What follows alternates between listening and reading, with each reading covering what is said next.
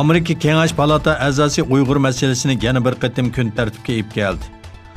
Amerika Avam palatasi Tashqi ishlar komiteti sungan Uyg'ur kishilik huquq qonun loyihasi qabul qilingandan keyin Amerikalik Kengash palata a'zolaridan orqa-orqadan bayonotlar keldi.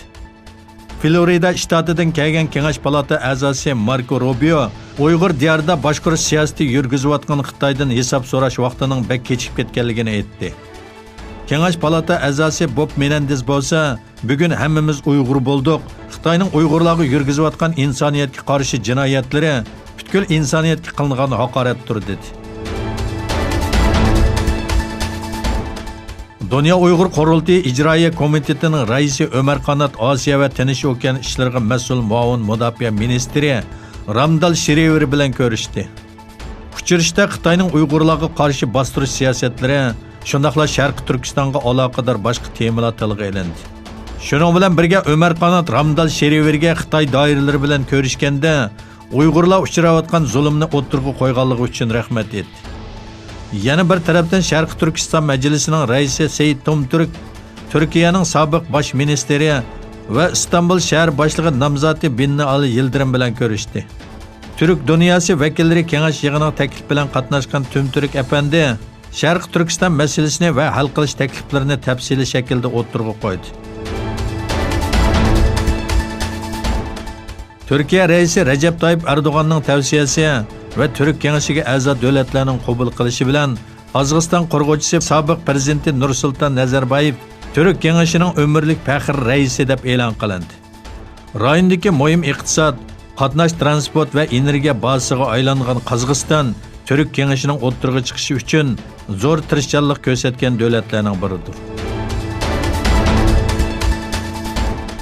Amerika prezidenti Donald Trump O'rta Sharqqa taxminan 1500 kishilik harbiy qism avatishini tasdiqlaganligini bildirdi. Oq saroyning bog'chisida Yaponiya safariga chiqishdan burun bayonot e'lon qilgan Trump, rayonga avatiladigan taxminan 1500 kishilik harbiy qismning O'rta Sharqdagi Amerika askarlari va xodimlarini qo'g'dash vazifasi o'taydiganligini bildirdi. Amerika olam texnikasi shirkati SpaceX internet qurilishining bir qismi sifatida ichida 60 dona sun'iy hamroh bo'lgan Falcon 9 nomli raketasini yer sharining yaqin orbitasiga avatdi. Nurkabel va baza stansiyasi bo'lmagan ahvol ostida sun'iy hamroh orqali internetga kirish mumkinchiligini ishga oshirishni nishon qilgan Starlink qurilishi uchun 2020-yilgacha olam bo'shlig'iga 12000 dona sun'iy hamroh qo'yib berish planlanmoqda. Bunun bilan şirket internet aloqasi bo'lmagan Tinch okean qatorliq dunyodagi eng chong joylarni sekundiga 1 gigabayt suratda mavhum dunyoga bog'lay oladi.